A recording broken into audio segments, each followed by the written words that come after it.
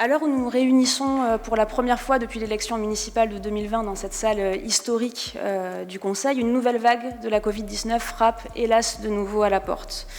J'ai une pensée pour les 6 millions de victimes de cette maladie dans le monde, pour toutes les Toulousaines et les Toulousains qui ont été touchés directement ou indirectement, pour tous les agents et collègues qui sont actuellement malades. Cette pandémie, elle a profondément marqué ces 2 dernières années de mandat, par l'impact qu'elle a eu sur la santé, surtout des plus fragiles, par la perturbation de l'apprentissage à l'école avec des protocoles changeant plus vite que la météo, par la fragilisation des plus précaires, contraints à demander l'aide alimentaire, des étudiants confinés dans leur chambre de CTU de 9 mètres carrés, ou encore du point de vue de la situation des femmes et des personnes minorisées qui ont subi des violences plus importantes pendant les périodes de confinement. Mes chers collègues, cette pandémie, elle nous oblige. Sans reprendre l'ensemble des éléments que je viens d'évoquer, elle oblige notamment à l'exigence en termes d'efficacité de notre système de santé. A-t-on tiré les leçons des vagues successives qui l'ont mise à rude épreuve ces 2 dernières années? Force est de constater que ce n'est pas le cas. Notre système de santé est abîmé par les logiques comptables et libérales menées par Emmanuel Macron durant son précédent mandat, entraînant fermeture de lits, restriction de personnel, manque de moyens et cadences infernales pour les personnels soignants. On pensait qu'il ne pouvait pas faire pire, mais le président a atteint le comble du cynisme en rendant payant l'accès aux urgences, droit pourtant le plus élémentaire. Depuis longtemps, les personnels soignants du CHU et de plusieurs cliniques de Toulouse alertent. Ils se mobilisent actuellement et leurs demandes ne sont pas simplement légitimes pour leur métier, elles le sont aussi pour garantir la santé de l'ensemble de la population. La situation déplorable dans laquelle se trouvent les hôpitaux de Toulouse nous concerne ici et vous concerne particulièrement, Monsieur Moudenc, en tant que président du conseil de surveillance du CHU de Toulouse. Vous qui n'avez eu de cesse de remercier le personnel soignant ces 2 dernières années, avez eu l'outrecuidance de taxer ces mêmes soignants de preneurs d'otages qui chercheraient à semer le chaos. Les héros d'hier, applaudis chaque jour à 20h, seraient-ils devenus aujourd'hui des parias? J'aimerais aujourd'hui vous entendre, Monsieur Moudenc, sur votre avis sur la situation des hôpitaux et la teneur des revendications des soignants. Expliquez-nous en quoi il est illégitime de demander 41 postes équivalents temps plein pour Purpan, 22 pour Rangueil, 27 pour les urgences psychiatriques. Monsieur Moudenc, vous avez fustigé des mobilisations des soignants en appelant à la continuité des soins. Mais comment assurer la continuité des soins quand tous les jours, un binôme infirmière-aide-soignant doit s'occuper de 25 patients en même temps? Quand un médecin urgentiste doit s'occuper de 90 patients en même temps? Quand un aide-soignant doit faire le métier d'infirmière et d'agent administratif en même temps que leur métier? Quand les enfants sont pris en charge dans les couloirs des urgences pédiatriques? Que vous l'ignoriez ou que vous le niez sciemment, et dans les 2 cas c'est grave, une telle situation objective devrait vous inviter à un minimum de compassion et un minimum de décence.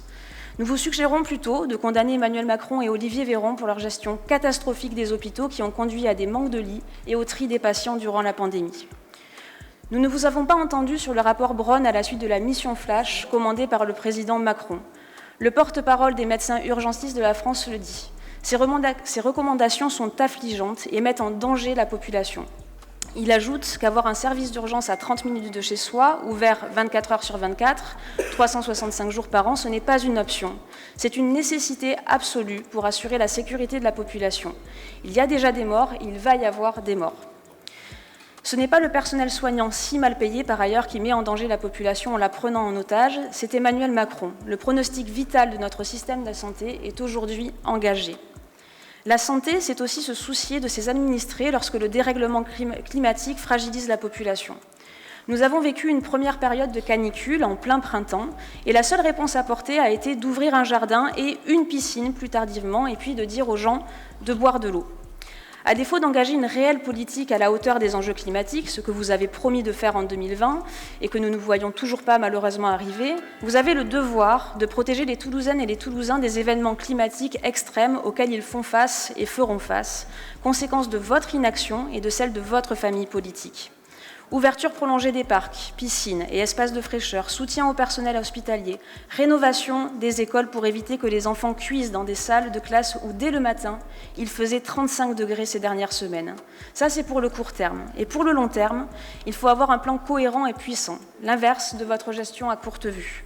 Arrêtez l'inertie, cette ville ne mérite pas de rester dans la naphtaline à attendre qu'il soit trop tard pour changer quoi que ce soit. Si on prend de la hauteur sur les événements récents, sur les vagues de chaleur, que raconte votre réaction consistant à dire aux gens de boire de l'eau et de mettre une casquette? C'est la solution de facilité, c'est le pansement faisant porter la responsabilité de l'action aux habitantes et aux habitants, masquant la responsabilité de notre ville. Car des vraies solutions, vous ne dites rien, rien dans la presse, rien sur France 3, silence. C'est comme si vous vous retrouviez à devoir faire traverser régulièrement une autoroute en pleine nuit à des gens et que vous leur disiez de regarder à gauche. Bon, je dis ça, si vous pouviez regarder à gauche de temps en temps, ce serait pas plus mal. Mais alors que la logique voudrait que soit de réduire considérablement la vitesse des voitures, ça s'appelle, Monsieur Moudingue, traiter les causes du danger, lutter contre les gaz à effet de serre, soit construire une passerelle, ça s'appelle la résilience, l'adaptation au changement. Dans 20 à 30 ans, notre climat sera celui de Séville ou même Marrakech, selon les météorologistes. Donc ce manque d'anticipation et d'adaptation criant dans notre ville nous inquiète de plus en plus. Exemple, nous sommes en 2022 et vous allez envoyer des familles entières dans des pièges à voitures et embouteillages type Jonction Est, Boulevard Urbain Ouest ou le BUCSM. Alors qu'avec ces 2 milliards d'euros d'ici 2035 d'investissement, nous pourrions faire tellement de choses pour les transports du quotidien. Nous sommes en 2022 et vous n'engagez toujours pas de réflexion d'ampleur sur l'urbanisme de demain, alors que tant est à faire sur l'albédo des sols, des toitures, la protection des îlots de fraîcheur, la présence de l'eau dans la ville, la réglementation sur les clims. Nous sommes en 2022 et vous artificialisez à tour de bras, en masquant derrière le tour de passe-passe appelé 100 000 arbres, les arrachages d'arbres comme avenue Saint-Exupéry avec 19 grands arbres arrachés discrètement, à Pouvourville avec le projet de résidence senior. Ce sont des dizaines d'arbres qui disparaissent chaque mois, ici et là, alors qu'une autre ville est possible, qui clamerait « l'arbre est notre bien commun ». Il est notre priorité dans l'urbanisme. Nous sommes en 2022 et vous refusez toujours de soutenir le projet de RER toulousain qui permettrait de limiter l'engorgement de notre métropole, autant en véhicules qu'en nombre d'habitants, en équilibrant notre ville avec ce qu'on appelle le réseau des villes à 1 heure.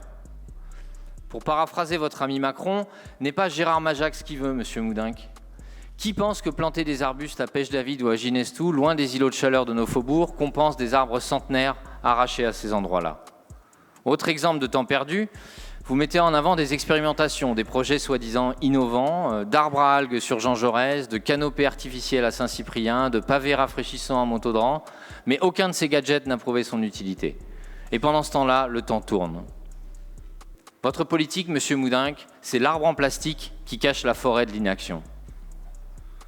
Et pire que la com artificielle sur l'artificialisé, là où vous avez des opportunités de remettre la nature dans notre ville, vous envisagez de gâcher les opportunités de réaménagement, comme la rue Saint-Michel, où j'ai pu assister à une présentation d'un projet irréel de maintien complet du béton devant les habitants. À ce sujet, je vous pose la question directement, Monsieur Moudingue. Allez-vous oser proposer un réaménagement de la rue Saint-Michel sans plantation d'arbres?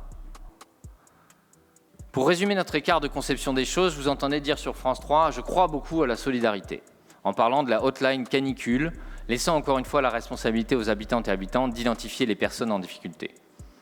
La solidarité, Monsieur Moudingue, ce n'est pas faire reposer sur nos concitoyens la charge de l'avenir. C'est mettre en place des aménagements durables qui les sécurisent, qui leur donnent un accès égal au droit à la ville, plutôt que de les laisser seuls les uns contre les autres, de les lancer dans la course à l'armement sur la clim, rejetant envers les plus pauvres l'air chaud de logements privilégiés. Dans la compétition à l'accès à l'eau via les piscines privées quand l'eau devient rare. La solidarité, c'est mettre en place un urbanisme moderne, pas bling-bling ni connecté, mais low-tech, résilient, est lié à la terre. Vous ne le faites toujours pas depuis 8 ans de mandat, mais les solutions sont là. Consultez les plus de 500 propositions du programme d'Archipel Citoyen. Venez enfin siéger à la commission écologie en ville que vous êtes censé présider depuis 2 ans. Nous vous accueillons à bras ouverts. Et je vous fais une nouvelle proposition. J'ai commencé sur votre paternalisme facile, j'ai parlé d'avenir. Je voudrais conclure en parlant de jeunesse. Je ne vais pas revenir sur ce que mes collègues ont déjà exposé sur les résultats des élections, où les Toulousaines et Toulousains sont exprimés largement pour condamner votre politique et celle du président Macron. Je voudrais te parler de celles et ceux qui ne se sont pas exprimés, plus particulièrement notre jeunesse. 70% des jeunes de 18 à 35 ans n'ont pas voté. Ce chiffre est terrible et il nous oblige.